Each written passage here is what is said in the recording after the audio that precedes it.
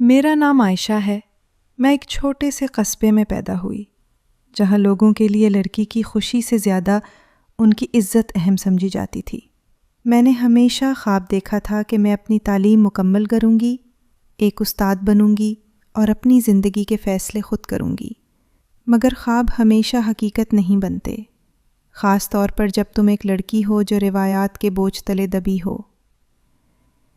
میری زندگی کی کہانی اس دن بدل گئی جب امی نے ایک شام بڑے فخر سے کہا، عائشہ، تمہاری منگنی طے ہو گئی ہے۔ میں نے حیرت سے ان کی طرف دیکھا۔ کس سے؟ تمہارے چچا کے بیٹے فہد سے، انہوں نے جواب دیا جیسے یہ کوئی انعام ہو۔ میرا دل دھڑکنے لگا۔ فہد؟ وہ جو ہمیشہ غصے میں رہتا تھا، جو کسی کی بات برداشت نہیں کرتا تھا؟ میں نے فوراً کہا، امی، میں ابھی پڑھ رہی ہوں، میں شادی نہیں کرنا چاہتی۔ امی کی مسکراہٹ غائب ہو گئی۔ بس بہت ہو گیا تمہارا پڑھنا لکھنا، اب تمہاری عمر ہو گئی ہے۔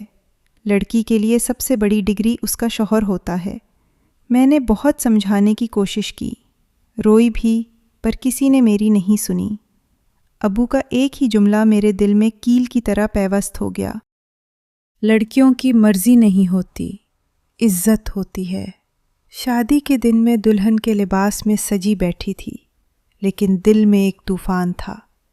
ہر کوئی مسکرا رہا تھا، مبارکباد دے رہا تھا، مگر میری آنکھوں میں صرف خوف تھا۔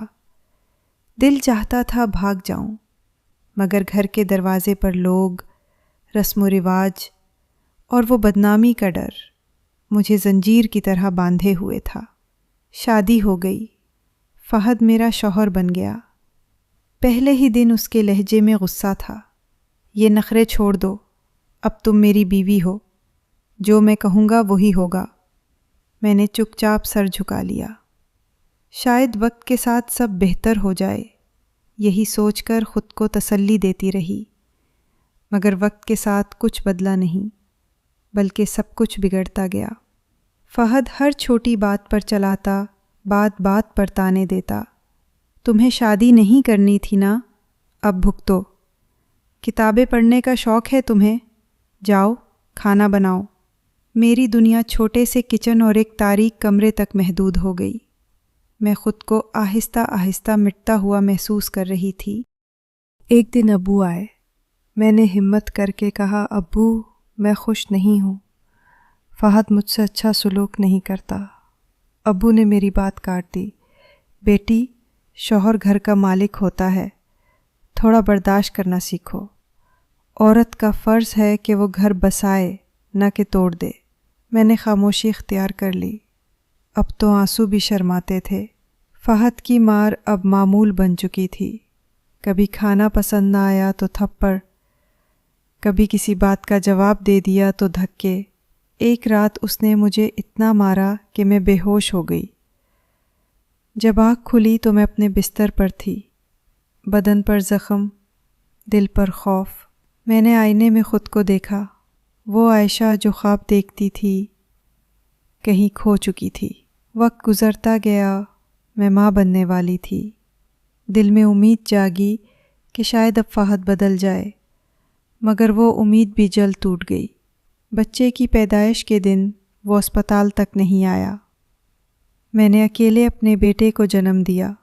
جب میں گھر لوٹی تو فہد نے بچے کو گود میں لینے سے بھی انکار کر دیا۔ مجھے لڑکا یا لڑکی نہیں چاہیے تھی، مجھے سکون چاہیے تھا جو تم نے چھین لیا۔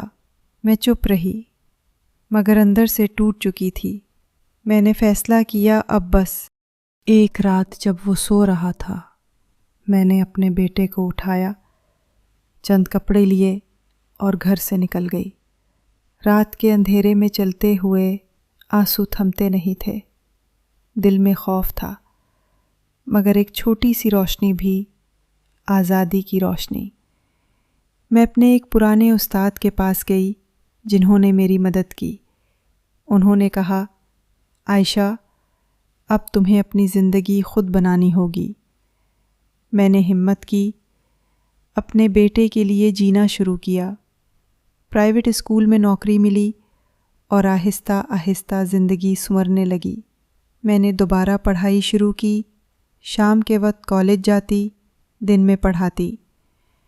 لوگ طرح طرح کی باتیں کرتے، چھوڑی ہوئی عورت، طلاق یافتہ، بد نصیب، مگر اب میں کسی کی پرواہ نہیں کرتی تھی۔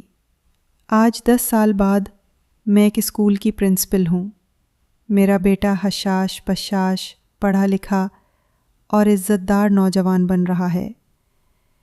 کبھی کبھی رات کو میں چھت پر جا کر آسمان دیکھتی ہوں اور سوچتی ہوں، اگر اس دن میں نے ہمت نہ کی ہوتی تو آج شاید زندہ بھی نہ ہوتی۔ میں جانتی ہوں کہ میرے جیسے بے شمار لڑکیاں ہیں جو عزت کے نام پر قربان کر دی جاتی ہیں۔ میں ان سے کہنا چاہتی ہوں، عزت وہ نہیں جو دوسروں کی خوشی کے لیے اپنی زندگی قربان کر دو۔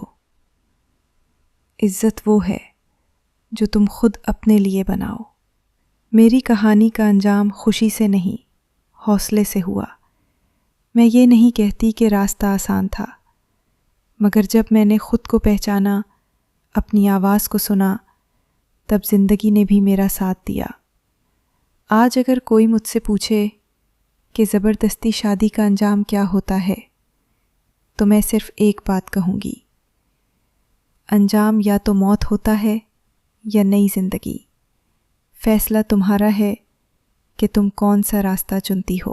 یہ میری کہانی ہے، ایک لڑکی کی کہانی جو کبھی قیدی تھی مگر آج آزاد ہے۔